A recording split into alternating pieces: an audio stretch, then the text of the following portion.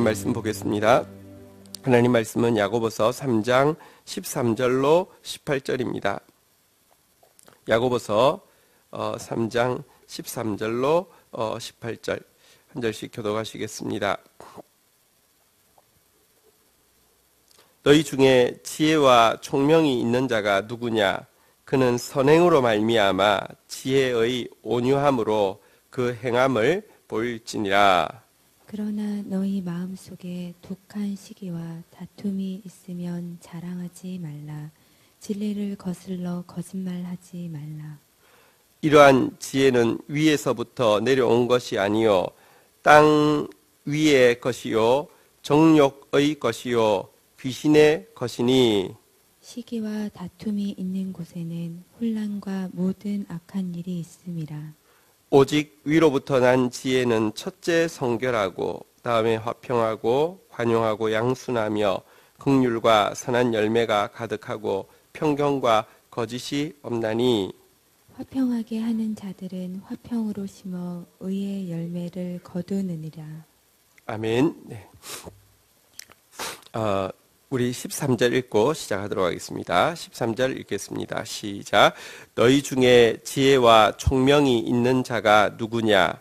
그는 선행으로 말미암아 지혜의 온유함으로 그 행함을 보일지니라.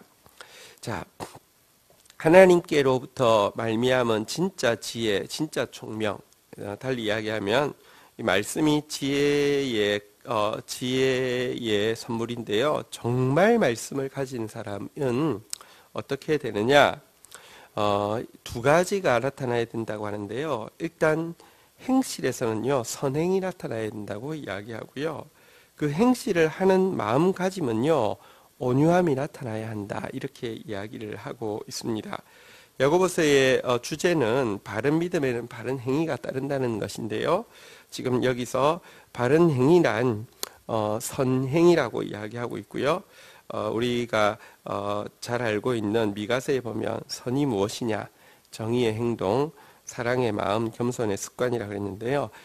그 선행이 나타나야 되고 또 선행에는 반드시 거기 우리 미가서에도 나와 있지만 겸손이 동반되어야지만 선행인데요. 그러니까 온유함이 동반되어지는 것. 예를 들어 내가 선을 해도요, 교만한 마음으로 선을 행하는 것은요, 전혀 이것은 바른 지혜에 의한 것이 아니라 자아에 의한 것이죠. 어쨌든 이 두 가지가 꼭 동반되어야 된다, 이렇게 이야기하고 있습니다. 우리에게 하나님께서 말씀을 주셨습니다. 또 주고 계십니다. 그러할진대 우리 마음에는 온유함이, 우리의 행실에는 선함이 반드시 동반되어져야 한다고 이야기하고 있는데요. 이 말은 왜 주냐고 하면 거짓 지혜를 분별할 수 있기 때문입니다. 아무리 자기가 지혜를 가졌다고 이야기한다 할지라도 선행이라는 열매가 맺히지 않고 온유함이라는 마음의 변화가 있지 않으면 그 지혜는 사실은 가짜라는 것을 지금 강변하고 있는 것입니다. 14절 한번 볼까요? 같이 한번 읽도록 하겠습니다. 읽겠습니다. 시작. 그러나 너희 마음속에 독한 시기와 다툼이 있으면 자랑하지 말라. 진리를 거슬러 거짓말하지 말라. 자, 가짜 지혜는요, 말은 아무리 그럴듯하지만 사실은요, 이 마음의 근원은 무엇이냐고 하면 온유함이 아니라 독한 시기심입니다. 그리고 행동은 무엇이냐고 하면요, 이 선행이 아니라 다툼입니다. 상대방에게 지능적으로 상처를 입히거나 사소한 것으로 논쟁을 벌여서 이김으로 말미암아 자기 자랑을 삼는 것입니다.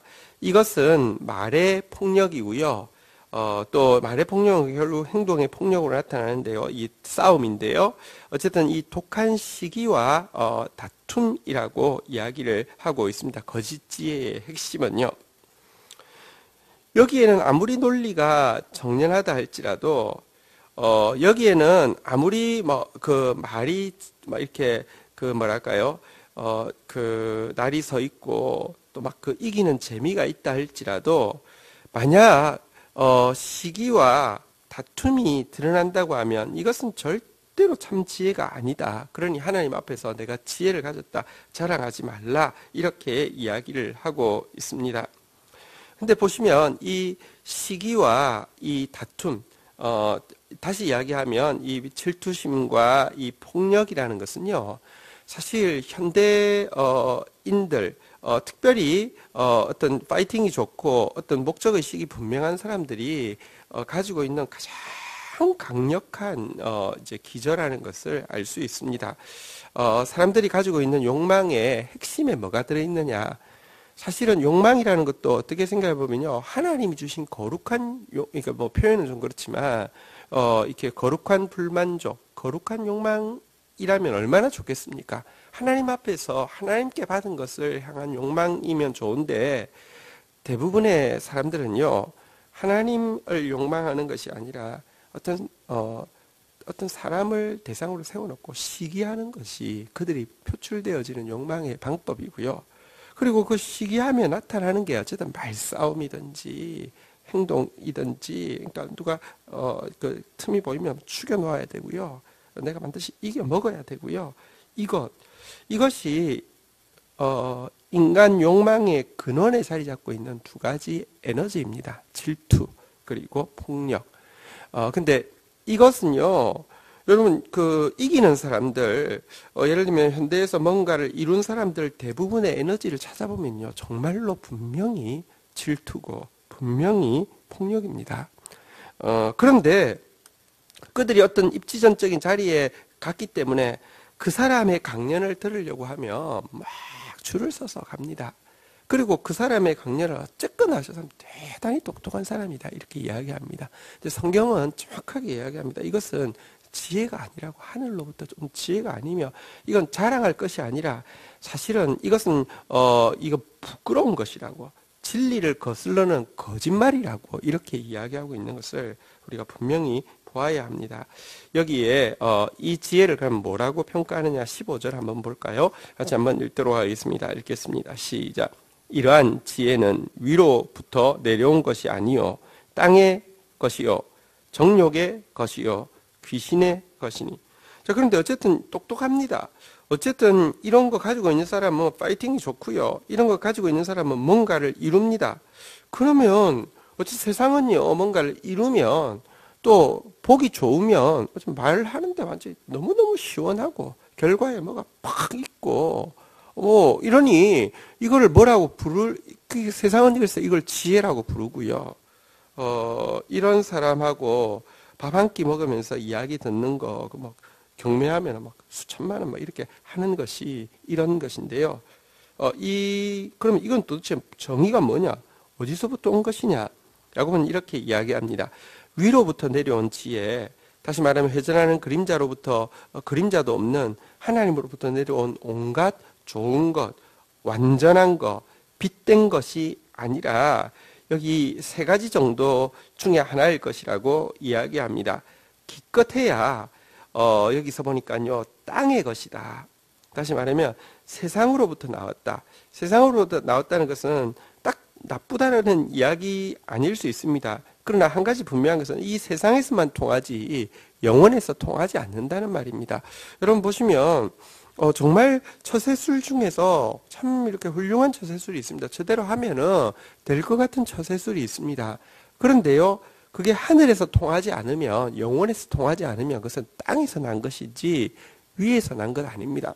물론 오늘날 그리스도인들이 사실은 땅의 것도 없는 사람들이 하도 많아서, 상식도 없는 사람이 하도 많아서요, 함부로 세상적인 지혜를 폄하하고 에이 뭐 성경도 아닌데 이렇게 이야기하는 거, 사실은요, 그리스도인의 온유함은 남을 나보다 낮게 여기는 것이고요, 시기심은 남을 나보다, 그러니까 못하게 여기는 것이 시기심이죠. 남을 나보다 낮게 여긴다는 것은요, 어디서도 배울 수 있는 것을 이야기합니다. 함부로 폄하하라는 것 아닙니다.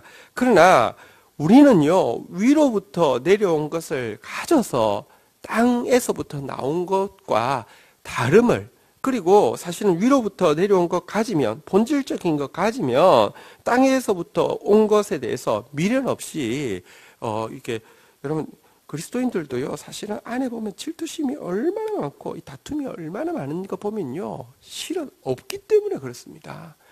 제가 이야기했지만 결혼 반지를 가지면 속옷 반지가 미련이 없어집니다.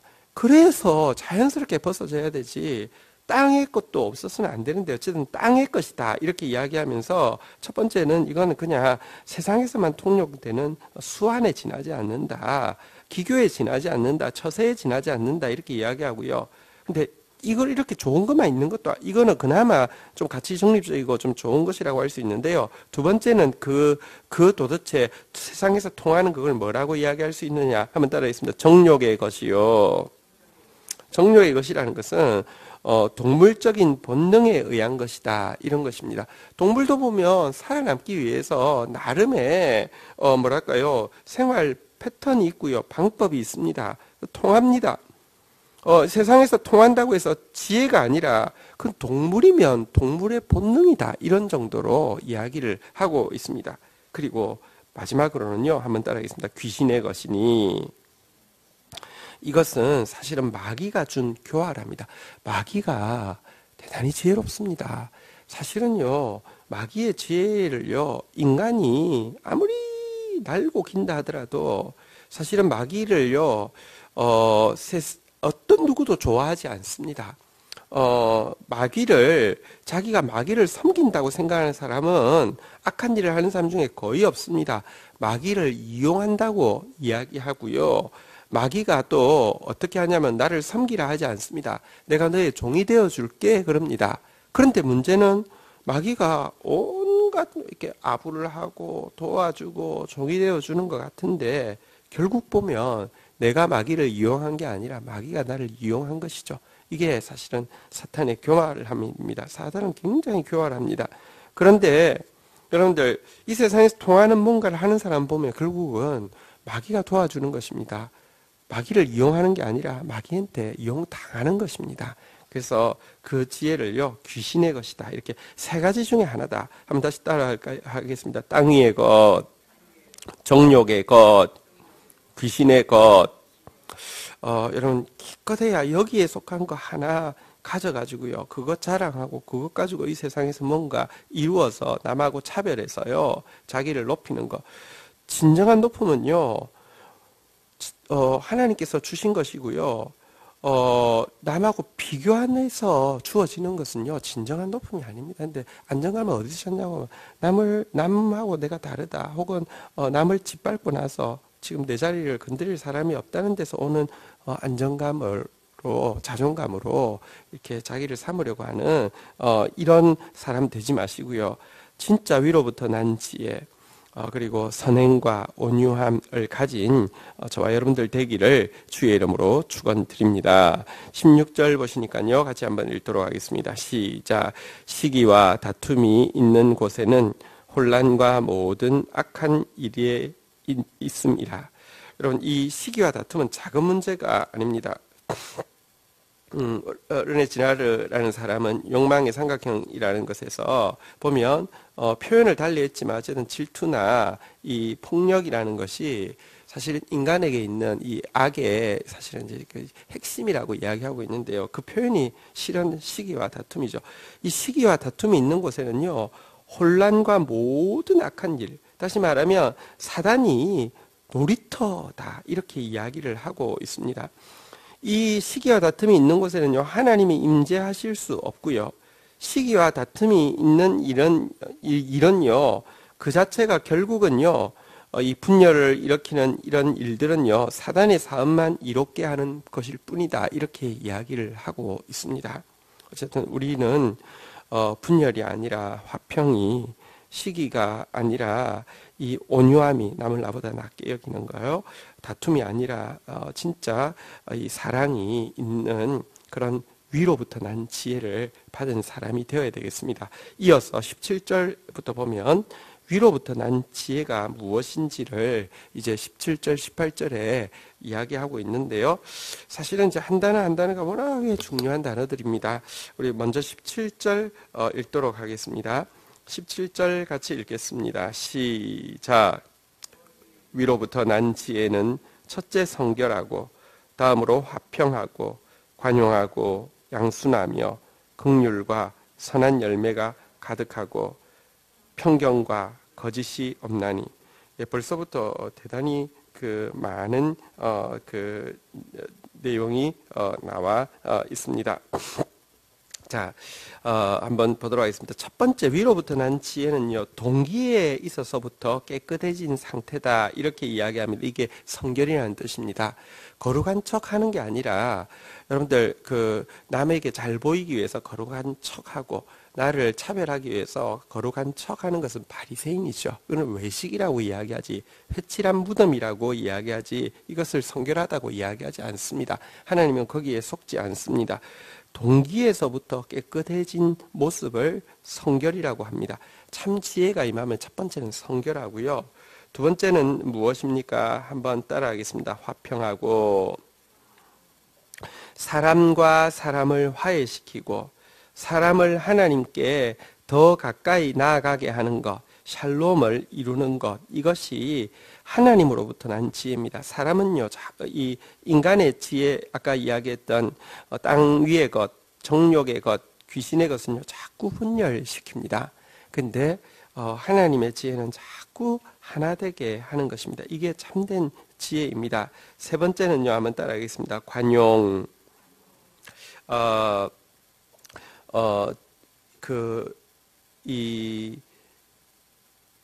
우리에게 있는 정의심이 있습니다. 또 우리에게 하나님께서 주신 마음에는요, 이 사랑이 있습니다.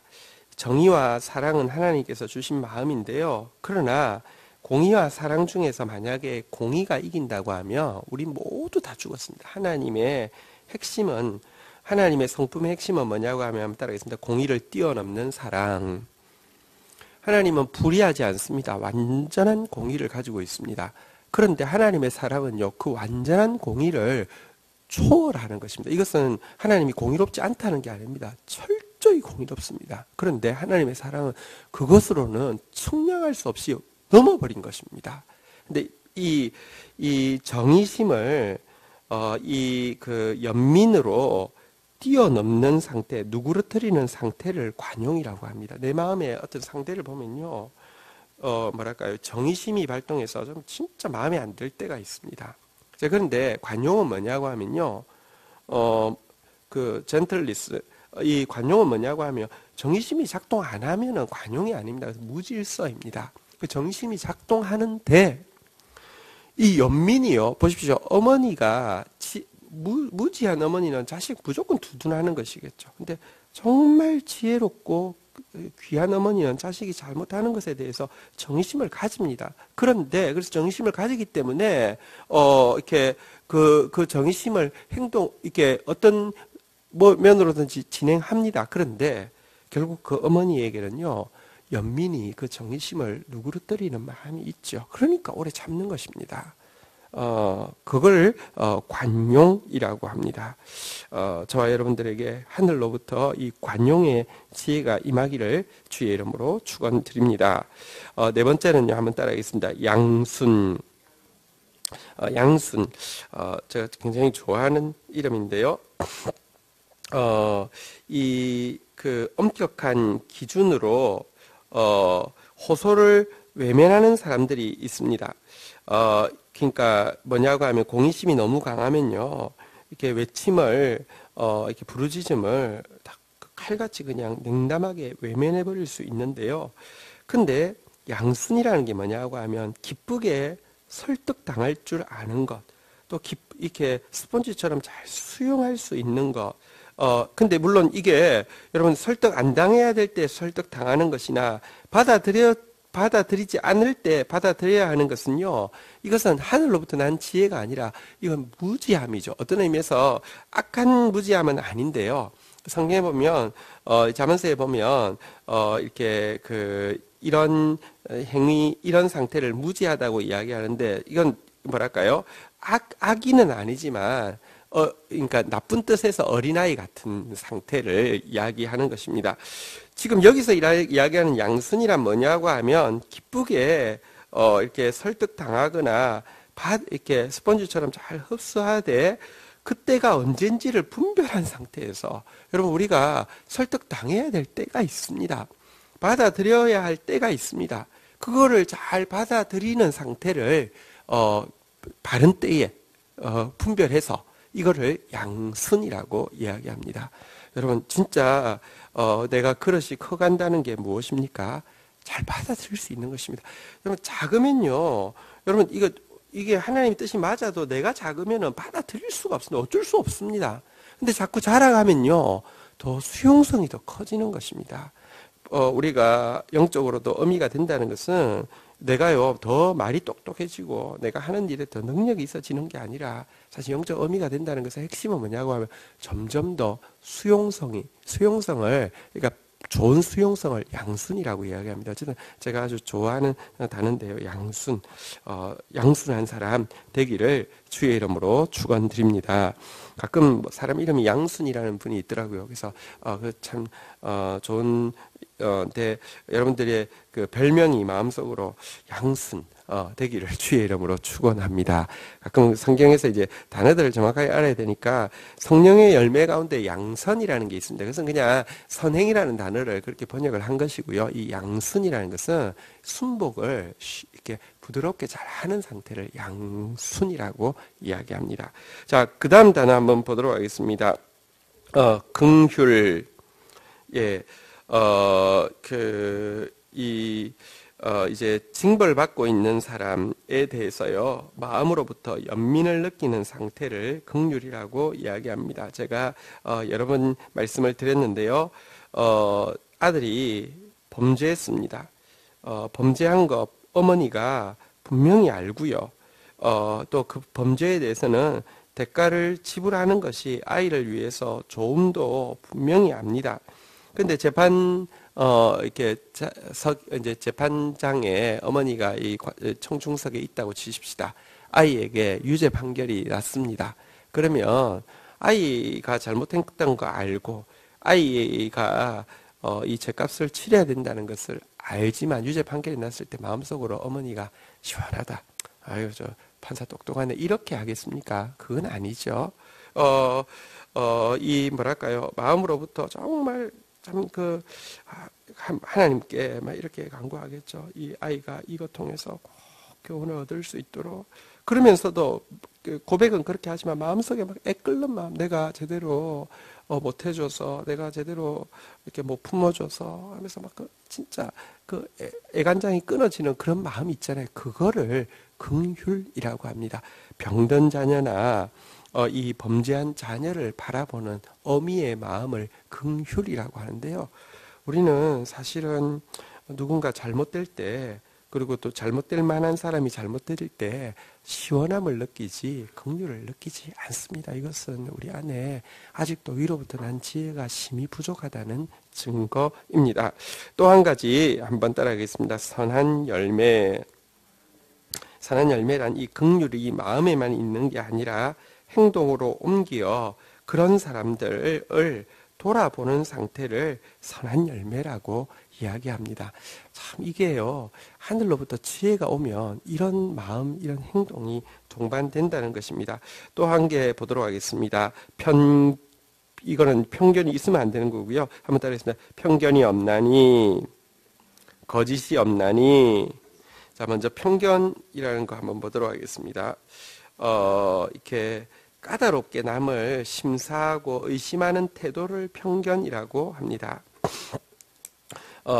여러분, 마치 우리가 무슨 진짜 조사관이나 된 것처럼 하나하나 까탈스럽게 파고들고 심사하고 의심하고 이런 모습은요, 사실은 하늘로부터 온 지혜가 아닙니다. 여러분, 사랑은 모든 것을 참으며라고 돼 있지만 그 다음에 모든 것을 믿으며 모든 것을 바라며 이랬는데요. 사랑이 자꾸 커가면요, 어머니가 여러분 자녀가 거짓말할 때 몰라서 속습니까? 아니면 여러분 몰라서 속으면 부모는 무능한 것이고요. 아는데도요, 모든 것을 믿으며 모든 것을 바라며 모든 것을 견디는 이게 우리가 자라서 보면 사실은 되게 정말로 그런 그 내 인생에 큰 교훈을 주신 분들은요, 더 많이 따지는 사람이 아니라 더 많이 품어준 사람인 것을 우리가 느끼게 됩니다. 어쨌든 까다롭게 남을 심사하고 의심하는 태도가 편견인데 이와 같은 편견의 모습이 없기를 축복합니다. 자기 목적을 달성하기 위해서 연기하는 태도를 거짓이라고 하는데요. 어쨌든 똑같아야지 사람이 이렇게 거짓으로 말하고 행동하는 것이 없어야 합니다. 이것은 절대로 지혜가 아니라 사탄적인 것입니다. 모든 거짓은 사탄에게서 나온 것입니다. 여러 가지가 나왔는데요. 한번 너무 많아서 한 번만 더 확인해 볼까요? 성결, 화평, 관용, 양순, 긍휼, 선한 열매, 편견 없음, 거짓 없음, 무려 8가지가 나왔는데요. 자, 18절 한번 보도록 하겠습니다. 같이 읽겠습니다. 시작. 화평하게 하는 자들은 화평으로 심어 의의 열매를 거두느니라.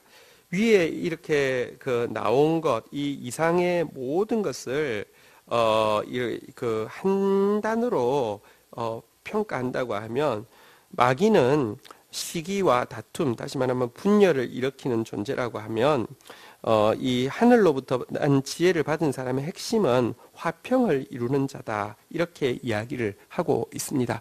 화평이 결국은요, 내가 하나님께로 받은 것으로 이 8가지 이걸 행하게 되면요, 결국 나타나는 것은 화평, 샬롬이다, 이렇게 이야기를 하고 있는 것입니다. 그리고 이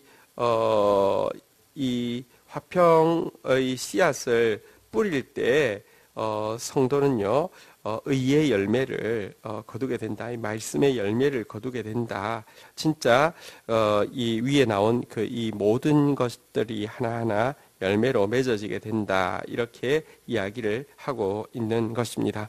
오늘 하루 이 세상에 진짜 시기와 다툼, 질투와 폭력만 가득한 이 세상 가운데에서 절대로 세상 사람 할 수 없습니다. 죽었다 깨어나도 할 수 없는 게 화평입니다.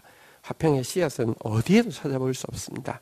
근데 우리 위로부터 난 지혜를 받음으로 말미암아 성결하고 화평하고 관용하고 양순하고 긍휼과 선한 열매가 가득하고 편견과 거짓이 없는 이 의의 열매를 거두는 저와 여러분들 되기를 주의 이름으로 축원드립니다. 하나님 감사합니다. 오늘도 저희들에게 참 지혜가 무엇인지, 위로부터 난 지혜가 무엇인지 보여주셨습니다. 얼마나 지혜와 반대되는 것으로 우리의 삶이 가득 채워져 있는지 부끄러운 마음으로 발견하게 됩니다.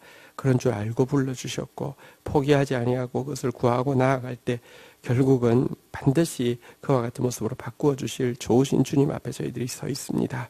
하늘의 지혜로 가득 채워 주시옵소서. 오늘도 화평의 씨앗을 심는 자, 피스메이커가 되어질 수 있도록 저희들을 축복하여 주시옵소서. 감사합니다.